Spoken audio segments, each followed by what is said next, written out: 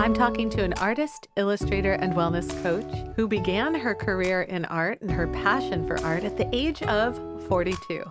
Now 50, she has shown her art in galleries around the world, sells her wares on Etsy, and combines wellness and art in the classes that she teaches on journaling and more. She's also a first-generation American, born in Southern California and having lived in Argentina for 9 years. She is the mother of 2 teenage boys and a dog named Yoshi. I'm talking to Marybel Martin. I'm Aiden Nepom, and this is the Changed Podcast.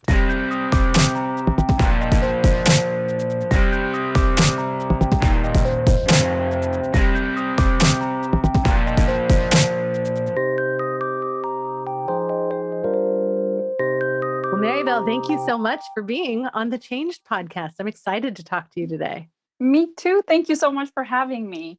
I'm very excited and I'm very grateful. And it's funny how serendipitous this is. Yeah, life has a funny way of weaving people together and moving things around. It sure does. It's just like, I feel like I'm living my own reality show, which I am. Nobody's watching. Nobody's watching. My life is Marybel, audience of me. I want to talk a little bit about your art because you are a very talented visual artist. And I find it ironic that we're going to attempt to have an audio experience where we talk about what you do visually, but I want to try it. So Okay. to talk to me a little bit about your art. What is it that draws you to art? What kind of art do you like to create? What do you tell me about it? Well, I've been an artist my entire life. I mean, that's what people generally do. When you're artists, you're just kind of born with it, and you just do it throughout your life. And whether you do it professionally or not, it's kind of still in there, kind of like this popcorn that pops up every now and then, and you just kind of have to feed it, and also do it because your soul kind of demands it. I like to create art that is uplifting and positive and encouraging to women or men. I mean, but my audience mainly is women, because it was something that helped me heal after a lot of turmoil in my personal life. And when I started publishing art and people started saying things like, oh, I really needed this, or thank you so much for writing this down because I felt like I needed something. I was like, this is a sign to keep doing this kind of thing. And it was so natural. It wasn't something that I felt that was forced or difficult. So it kind of just fell into place, and it just turned into this thing that is now my life. What did you do before, 42? That's you're already well into doing other stuff. So what were you doing before you were a visual artist as your career? Well, right before that, I was a stay-at-home mom, and I had been for years and years. My kids, I always wanted to have kids, and I felt that was my kind of my life's goal. And then I realized that why would you have to just have that one thing? I had taught English as a second language when I lived in Argentina. I had gone to law school. I had worked as an interpreter for Los Angeles County Office of Education. I mean, I had done all this stuff. And then when I got married, I felt like I was more of a support to my husband. And I was like, whatever he needs, I will support him. I will be his backup. So it was just kind of like him growing. And then I was just in the background. It's not just, but I was in the background. I decided that that's what I was going to do. And I kind of went into the shadows and was a mom for years. But then, like I said, this popcorn of art was always just like, oh, I'm here. I need you to do this. And I was like, no, shut up. Stop. Stop it. Basically, that's what I was doing. I was doing all kinds of things, but not honoring this thing that I feel I was born for. Because I was always told, do not become an artist. So anything except that. That's super relatable for me. Oh yeah. You know, yeah, growing up, I always, the first memory that I have of a career that I wanted was watching Mork and Mindy as a little girl. I Oh, I wanted love to that show. be, it's a great show, and I there's loved it. generations of people who've never seen or heard of it.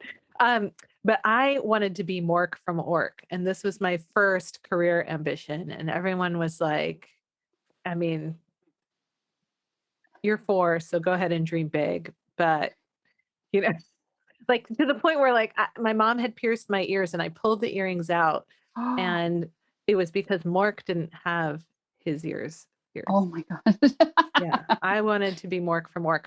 But, like, as long as I can remember, I always wanted to be characters. I wanted to play characters and be on stage, and everyone was like, "You can't make a career out of that. Don't do that." And nobody said to make a career out of something you're passionate about takes hard work and effort. What people said was, "You can't make a career out of it." And I think that's true about art. You can make a career out of it. It takes effort to make a career Yes. out of it. It takes effort to make a career out of any passion.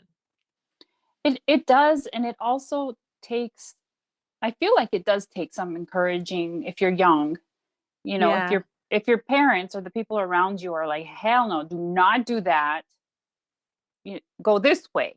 And Yeah. you're just going to listen, especially if you're not like one of those rebel kids.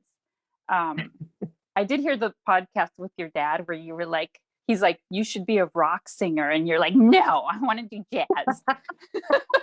And I was like, "Yes, you kind of want to rebel, whatever it is, even if it's a great Yeah. idea, you just kind of want to rebel." But I wasn't rebellious. So I was like, "Okay, I'll do this other thing." Yeah. And it's I don't regret that. That's why I'm here now today. It just took me a lot longer and a lot a lot of swerves and turns and just kind of going around in circles. And that's, I feel like that's why this kind of art and this is how it's happening. Because any other way, I'd be doing some other thing. What are your thoughts about change in general? That's what I always ask everybody. Are you the kind of person um who dreads making changes or who gets excited about changing things up? Where do you sort of put yourself in the way Both, people think about change? both. Um, I went to 11 schools in 12 years. So Whoa. yes, and in different countries. we Wow. we moved around. We went to Argentina. We went to Mexico. We lived in El Salvador. We moved around LA. And change was the thing about change. Moving schools, for example, my dad would be like, "We're moving." We'd be like, "Yay!" Until we moved, and then you're the new kid, and everybody, you Yeah. don't have any friends. You're just weird, and you have an accent, or you don't have an accent, or you speak a different language, and it's kind of a slap in the face when you are mid change and you have to kind of learn all of these things and to kind of survive in Yeah. this new place. Wow, So that's it so rapid. Like, I mean, you'd just still be adjusting to a change and then they'd be like, time to go. time to go. Yes, exactly. And but on the other side, you have all these people that I know, all these people all over the world that are my friends today thanks to Facebook. uh but on the other hand, it took me a long time to trust myself and to learn who I was. Mm, Because when you're a kid and you go into this new place, you're not like, "Oh my gosh, I'm me and just accept me as I am." No, I was like, okay, I was like scanning, like, what are people wearing, how do people talk, what do people do, and then try yeah, to fit in. like a chameleon, like the opposite of a Chameleon. Borg, right? The Borg is like, you will be assimilated. And you were like, I will assimilate. I'm going to blend in. You're not going to notice that I'm different. You're Uh, not gonna notice that was my mantra. You're not gonna notice I'm different. wow. Wow, that's the trip. Yeah. I mean, what do you think the relationship is between um, all of that change uh, and how you are with change today? Has that shaped how you view change, do you think? I think it does, because I always know that there's going to be another thing that changes. Mhm. I mean, that's the nature of life.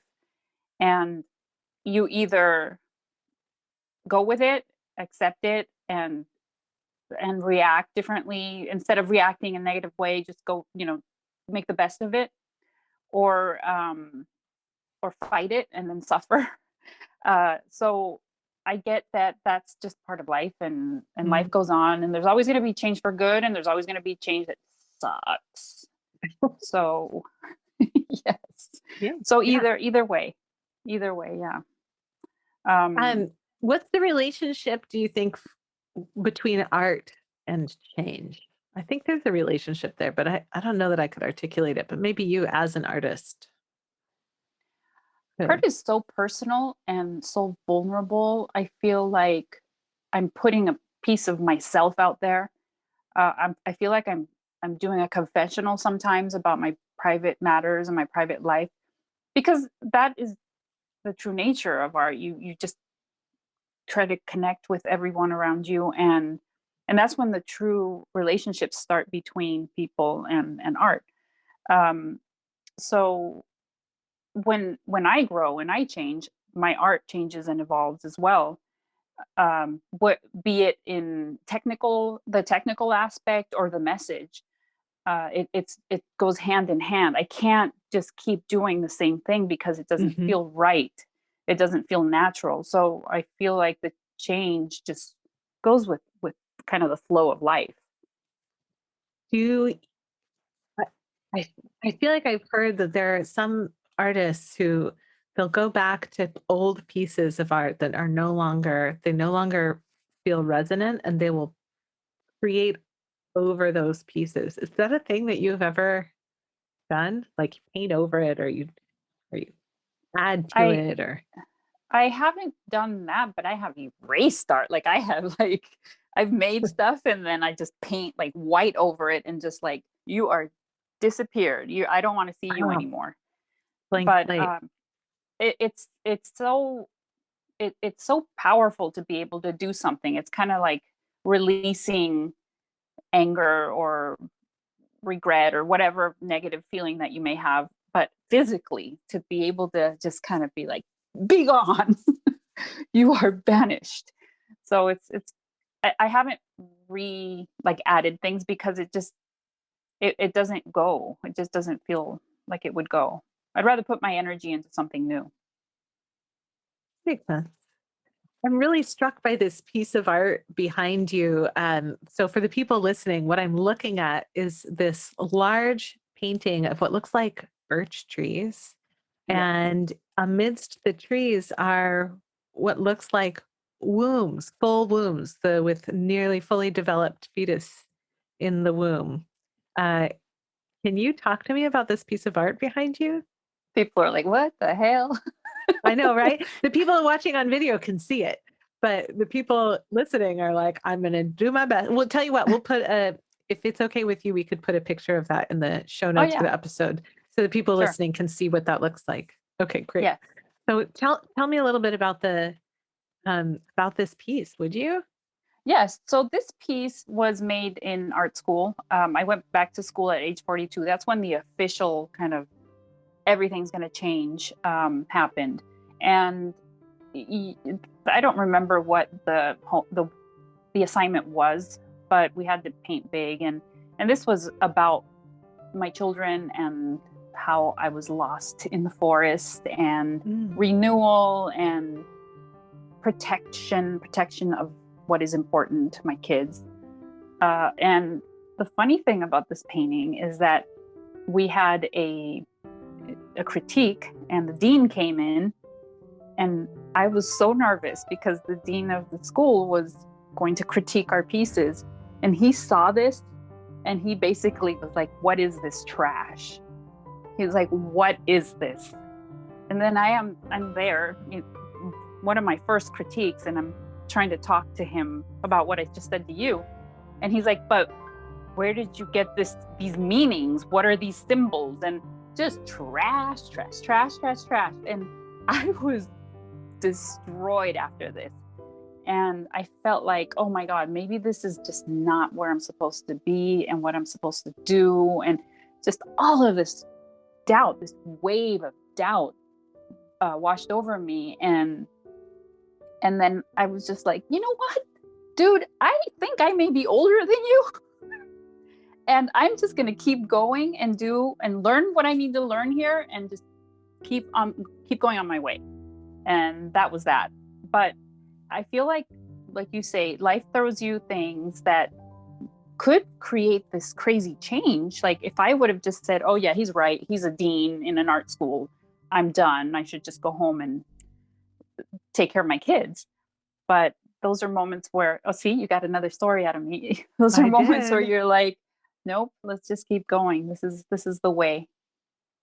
So that's a very meaningful piece for me. That's pretty incredible. Yeah, you made a choice to hang it prominently above that desk behind you. What does it represent for you now? It represents just the belief in myself. It does, and believing in and trusting in this dream, this ridiculous, like far out thing that I decided to do at a time where people are, kind of ending their careers or thinking about maybe in the next 10 years you're going to retire or whatever. And it's just kind of this thing that is like, it guides me. I see so much hope in it still. And my kids, obviously that's like my driving force. So it's very important to me. Yeah. That's awesome. I really appreciate you sharing that story. That's a really cool story. Oh, well,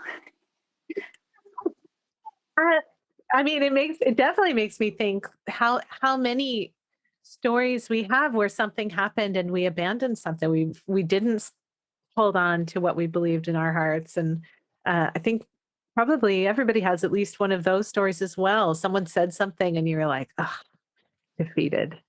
So I love this painting as a symbol of strength and belief in your ability. I just think that's really inspiring. thank you. And it's, you know what? And it's not so much in my ability, because there's just obviously so many people out there that are way better than me, or that have way more clout or way more sales or way more everything. It's more about like being like, what am I here for? It's more about that. It feels like this Purpose. thing that's bigger. Yeah, it's bigger than me or my art or whatever. It's just like, I need to do this before I die, sort of thing. Mm, wow. Um, well, I was going to ask you to tell me a story, but I feel like I just heard an amazing story that I'm in love with. And so I'm going to ask you instead if you would be willing to play this game I've been playing with some of my guests Sure called thing. Aiden asks you a bunch of questions and you try and answer them as quickly as possible. Okay. Oh my gosh. Okay. It's a really long name for a really quick game. What's the All name? right. That was the name. It's Oh, called Aiden asks you a bunch of questions and you try to answer them as quickly. oh my gosh. Okay. All right. First question. Ice cream or cookies? Cookies. Why? Warmth, comfort, coziness, yumminess, crumbliness, chewiness. So good. I crave them. And carbs. And it's just straight up carbs. Carbs are great. Carbs. When it comes to the arrangement of furniture in your home, rearrange it all the time, or nope, everything has its place, and that is the place it will live until the end of eternity. Oh my gosh. It does not move. It will not move. It's not moving. If I could just glue it to the floor, I would do that. I don't want to add anything or take anything out. It's just like it feels like it's in a flow, and it feels homey and welcoming to me, and I like it. What is the Best book that you've read in the last 6 months? Oh my gosh. I am reading a book called, and of course I don't remember the name. Amazing. um, it's a book about being an artist and finding your creativity. And of course I cannot remember the name of it. I think it's like the art of, it's not the name of your business. It's something else. Called The Art of Change. The artist Skills way. for Life. The No. artist way. The artist way. Oh, The Artist's Way. That's a great book. Yes. And I like that it's kind of interactive exercises, reconnecting with inner child. It's just this other way of reading a book. It's not a novel where you can just kind of be relaxed and sink into it. It makes you think, and it makes you want to do things differently and try things. So that's a book I'm currently reading, and it's amazing. Awesome. What's your spirit animal? Ooh, I think it's a dog. I think I'm just a regular dog, like a house dog. Like, sleep all day. I mean, I want to sleep all day, but I don't. And super loyal and just happy to see people and just like happy to like wagging and going up to other dogs and wagging my tail and just regular happy dog. I love that. Okay, last question. If you could make a wish and have it come true today, what would that wish be for? Oh, that's a big one. 10 more wishes. I mean, really, I need like I need like 10 more, but I know that's not allowed. The genie would never allow it. Gosh, I wish COVID was over. I wish that was just done, and we could. I feel like it would be like Ebenezer Scrooge. I always refer to this kind of going back and just like, I'm alive and I haven't seen you, and tell me, let's talk, let's hug, that sort of thing. Like having a second chance. I feel since so many people sadly have lost their chance due to this, I feel like we are still here to do something amazing and reconnect and love each other. I love that. Thank you for playing. Aiden asks you a bunch of questions and you answer them as quickly as possible. I think my answers weren't that fast. I'm like, my palms are sweating. I was like, did I win? You win. You absolutely win. And I'll share with you that nobody's answers have been fast. And I assume that will continue because why? I don't know. They're kind of fast. Well, it's like they're actually really good questions. I thought they were going to be like really hard where you're like, oh my gosh, I don't even know, like Jeopardy, like what is whatever Rod Stewart. Who is Rod Stewart? Yes, please, I don't know. Please frame your answers in the form of a question. I was like, oh my gosh, I'm going to lose. How do you spell anti-disestablishmentarian? No, I'm gonna... I'd be like, Yeah, I mean, I think the reason I'm so intrigued by playing that game with people is I think when we put the constraint on ourselves that we're going to try and keep it short and keep it quick, the different answers show up. But then I'm not answering you long form versions of those questions, so we'll just never know. Well, and then you just can't not say why. I know, right? You definitely want to let people know about the thought process. Exactly. Exactly. Well, I want to know, like, do you choose ice cream or cookies? Like, what do you prefer? I like to put ice cream and cookies together and have ice. Well, that's cheating. Sandwiches. Yeah, I could have said that. Invisible rules. I didn't know we could do that. Invisible rules. I'm ready for next time. I'll be ready. I'm gonna train. You know, I do in my work with On Your Feet, we often like to bring to the team's attentions that we work with this idea of invisible rules. It's just really awesome and helpful to notice where a rule was not stated, but an assumption was made about the rules. And I think this game is a great example. You're not alone. Our brains take these shortcuts. Our brains take these shortcuts to save us time, so that we can jump to action quickly. So it makes sense that, if I say either or, the assumption is that you have to pick one and not the other, Mm, because that's a shortcut that's been ingrained through our language and practice and all those things. So it makes yes. sense that there's an invisible rule there. However, the only rule that were stated was I'll ask a question and then you just try and answer as quickly as possible. Yes. Isn't that Yes, funny? yes. It's really funny. Yeah. But It's like a that's just secret how brains work. it's like a secret menu from In and Out or something.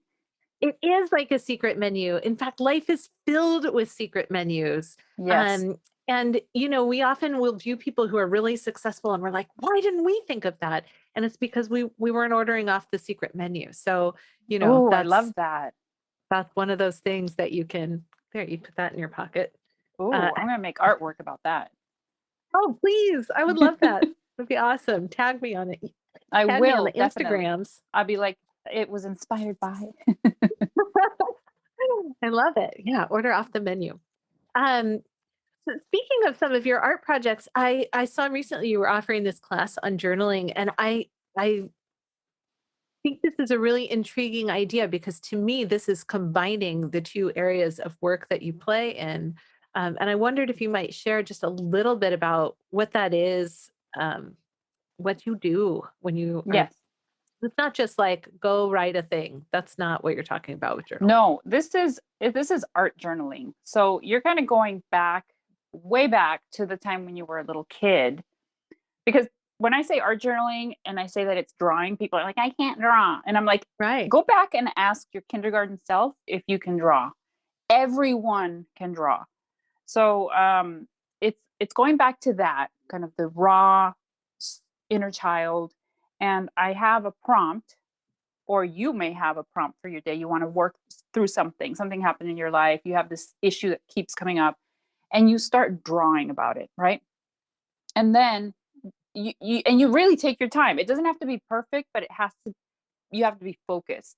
And then when you are done, and this is going really, really fast and very like over the top, when you're done, Sure. you remove yourself from this piece and you come back and you look at it from another perspective. So the idea of this is kind of like, when your friends tell you they have a problem and you're like, well, why don't you just dump him? Or, it's so Yeah, easy. right. It's kind of that same thing. You look at the thing, at the problem, at the issue, at whatever it is from other eyes because you're not drawing it anymore.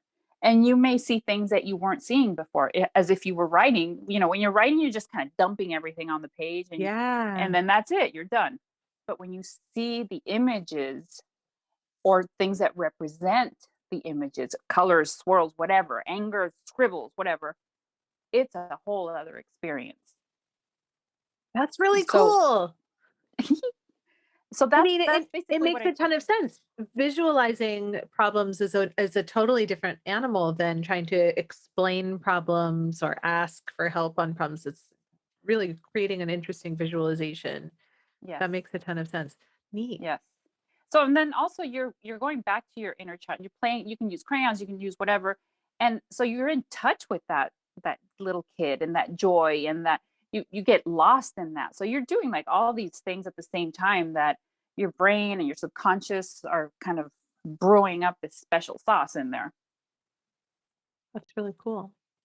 Well, you did actually think about the question of telling a story, and even though I've already pulled an interesting story out of you, I would like to give you the opportunity to, if you'd like to share a particular fork in the road moment in your life, a moment after which things changed for you. It would be lovely to hear that story now. Sure.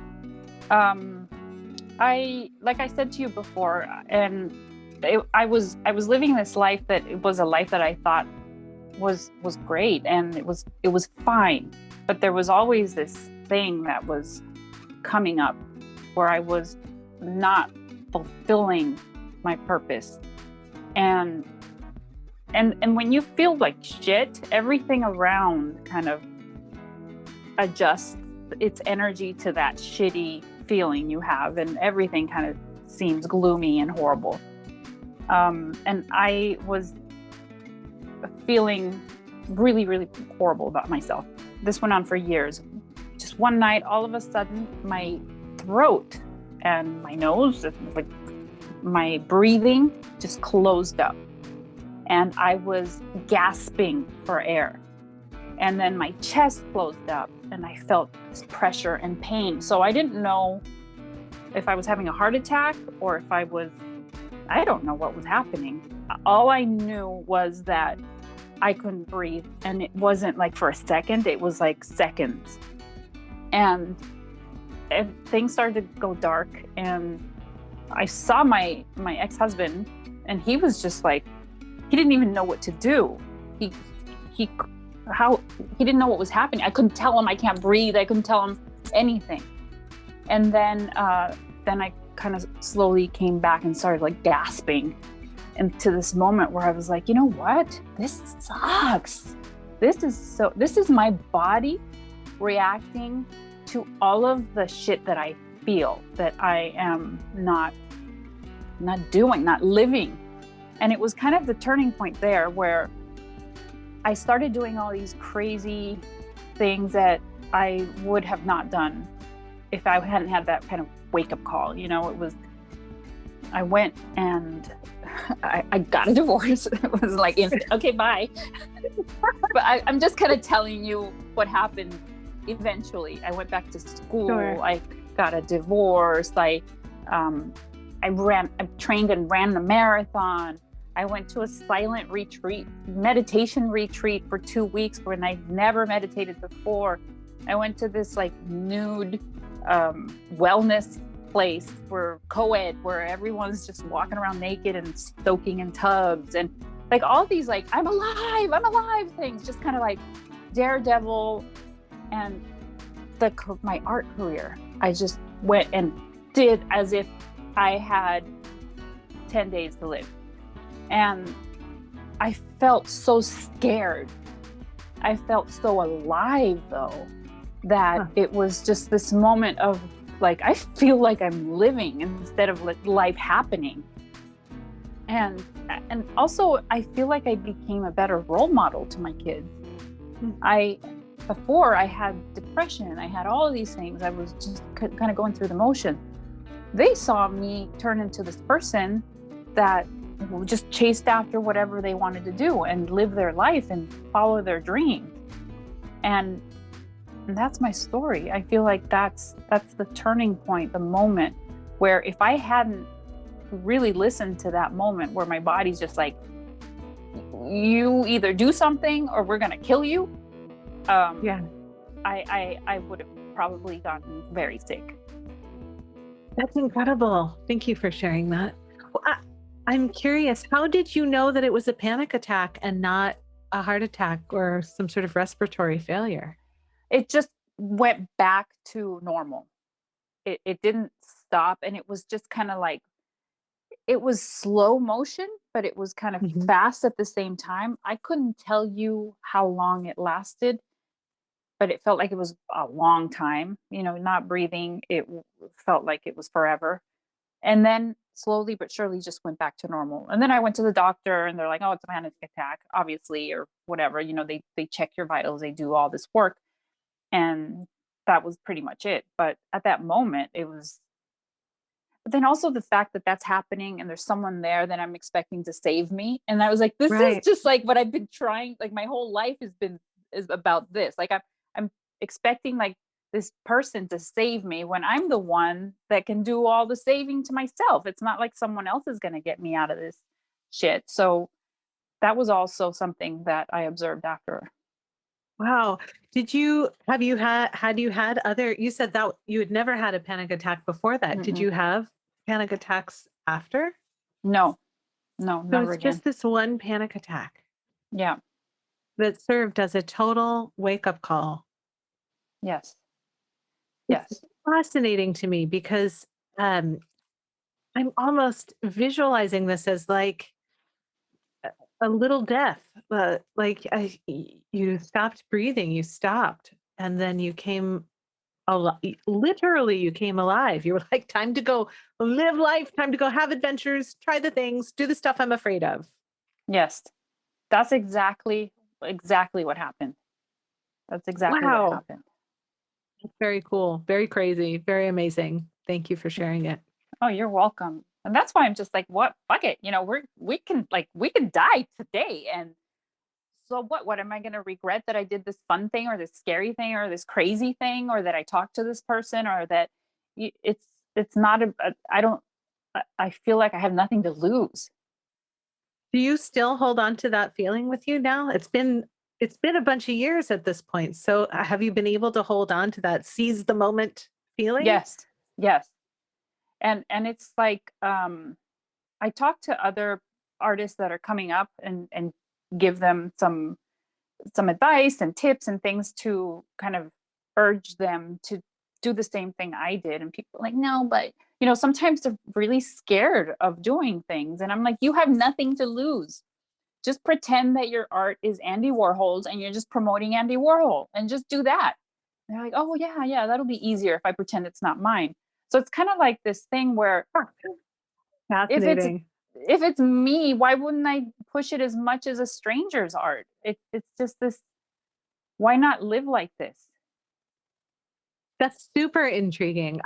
And not unusual. I mean, that's true in almost every field. People who um, are moving from working in sales to teaching other people how to sell struggle with, like, they've been selling their whole careers and now they have to sell themselves and they struggle to do it, even though they are experts at Yes. selling. It's like Yes. this, it's it's one of those amazing things where in fact, when I used to teach voice lessons many years ago in one of my other lives, I used to teach singing lessons, and um, I would tell my students to pretend that they were their favorite singer. Pick a singer, Oh, pick an opera nice. singer, pick a what style of music do you want to be able to sing? And they would choose, and all of a sudden, they didn't sound exactly like that person, but it opened up the Mm, possibility that they could actually yes. sing because they weren't worried about, am I doing it right? They're Right. just pretending. Yes. I Yes. mean, incredible. Yes. And I agree. I feel like that's so important that if it's because you think it's your technique or your level of perfection or whatever, it's not about that. It's about really just kind of letting go and allowing that to happen. Marybel, I super appreciate all your thoughts about all this stuff. I think that this has been really it's really cool to hear your perspective as a visual artist on pursuing all of that stuff, but also I'm lit up by this idea that you just sort of like that people seem to be afraid to put themselves out there.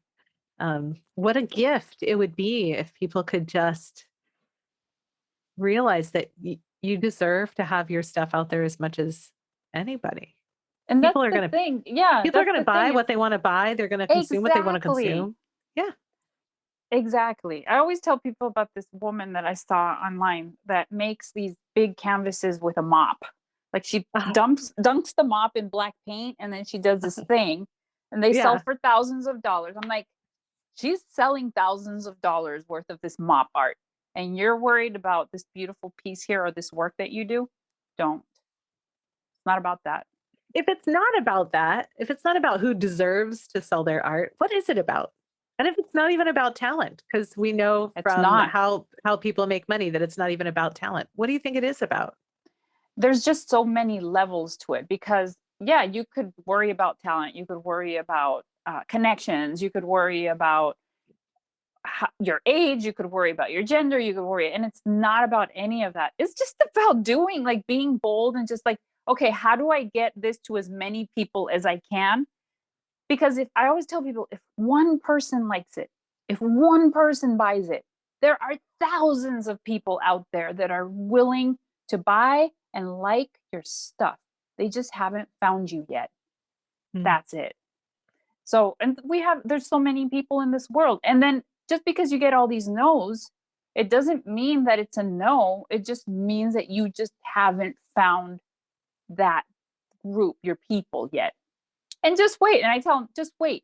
When those people start liking you, these people that said no are going to be like, oh my God, your stuff is cute or whatever. They'll be back like ex boyfriends. They'll be back. They'll be back on LinkedIn sending you little nudges. I love it. Any final thoughts, Marybel? Anything you want people to walk away from this conversation having heard or learned from you? Well, I just want to say thank you for having me, and that I know that's not about what you asked me, but I'm really, really honored, and I appreciate you thinking that what I have to say is worth listening to because I admire your craft, and I've seen you on stage so many times, and I think you're so intelligent and beautiful. Oh, Anyway, um, but oh, thank you. I do want people to just live this life, live the life and fuck it. Just do what you want to do and don't worry about the consequences. You will get to where you have to be eventually. Thank you so much, Marybel. It has been a pleasure having this conversation with you. Same. Same.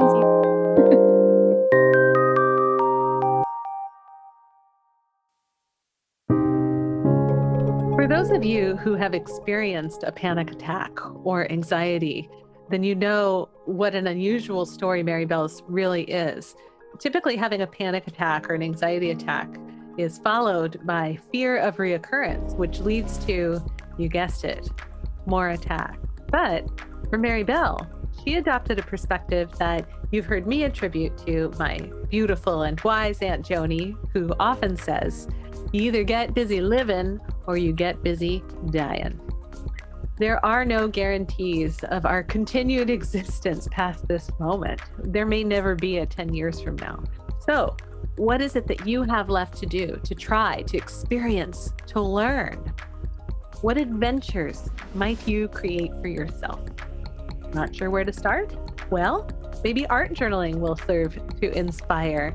I'll be posting links to Marybel's classes on art journaling and her Etsy store in the show notes for this episode.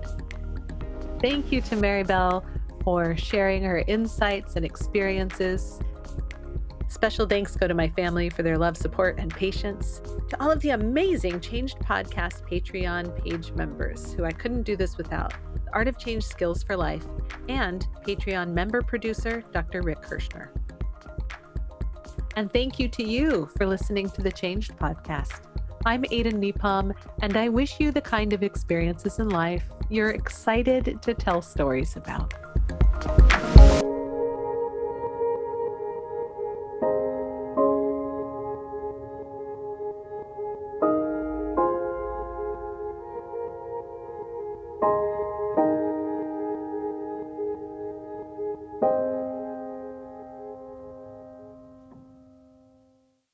And that's the end of the show.